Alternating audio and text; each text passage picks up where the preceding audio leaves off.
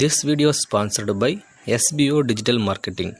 Join SBO Digital Marketing work from home opportunity. Mobile based part-time jobs perfect for students, homemakers and job seekers.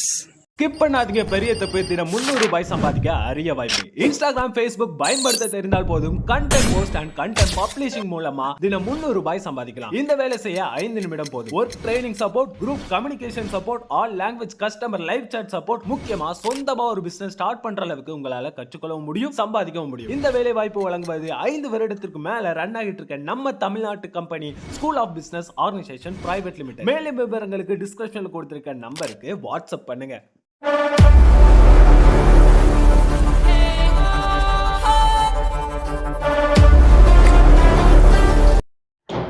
இன்றைக்கான வீடியோவில் நம்ம எதை பற்றி பார்க்க போகிறோம் அப்படின்றதுக்கு முன்னாடி நீங்கள் இன்னும் நம்ம சேனலை சப்ஸ்கிரைப் பண்ணலாம், மறக்காமல் சப்ஸ்கிரைப் பண்ணிட்டு பாருங்கள்.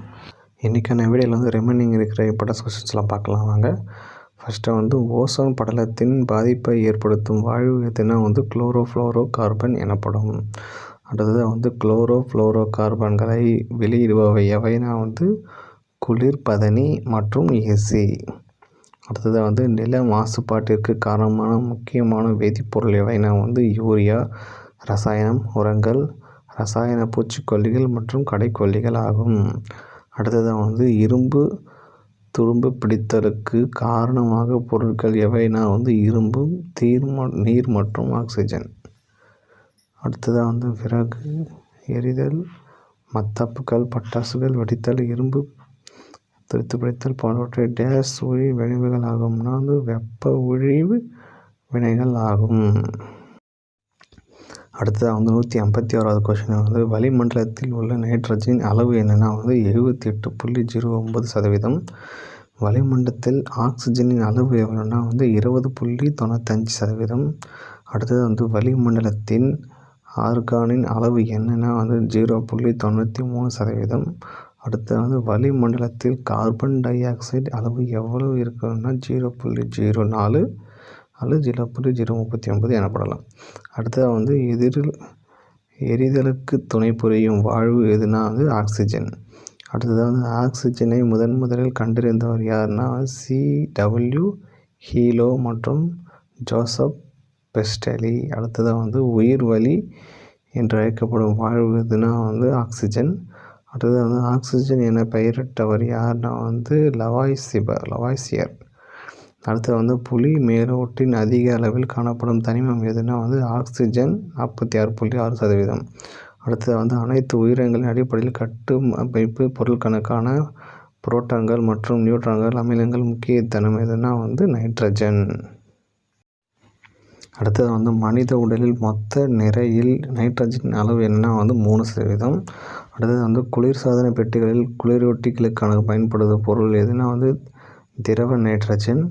அடுத்தது வந்து தற்காலத்தில் வாகனங்கள் டயர்களிலும் நிரப்பப்படும் வாயு எதுனா வந்து நைட்ரஜன் N2.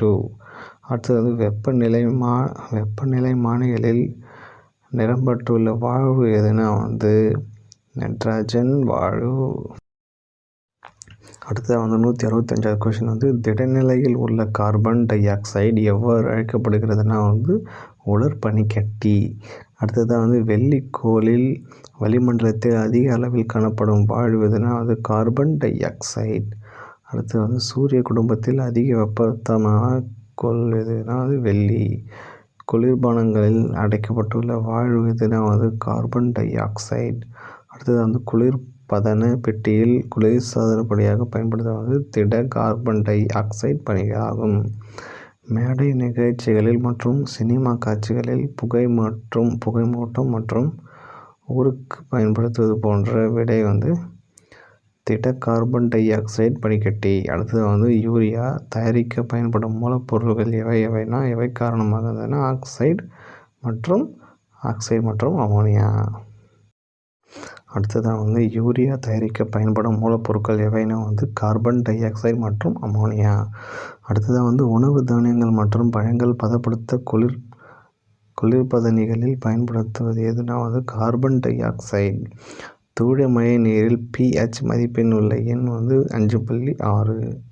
பூமியின் வளிமண்டல அடுக்குகள் மொத்த ரத்தன அவையான 5 அவைனா புறவெளி மண்டலம், அயனி மண்டலம், இடைவெளி மண்டலம், அடுக்கு மண்டலம், அடிவரி மண்டலம் எனப்படும். அதாவது நைட்ரஜனை முதலில் கண்டறிந்தவர் யாருன்னா டேனியல் ரூதர்போர்ட். அடுத்தது ஒளி சேர்க்கை அல்லது உணவு உற்பத்திக்கான தேவை வினை வாய்ப்பாடு என்று இருப்பது C6CO2 + 6H2O. சூரிய ஒளி பட்சத்தில் C6H12O6 + 6O2. அடுத்தது சுவாசித்தலின் பொழுது நம் உள்ளிருக்கும் காற்றில் உள்ள ஆக்சிஜனின் அளவு எவ்வளவுனா 21%. அடுத்தது சுவாசித்தலின் பொழுது நாம் வெளியிடும் காற்றில் உள்ள ஆக்சிஜனின் அளவு எவ்வளவுனா 16%.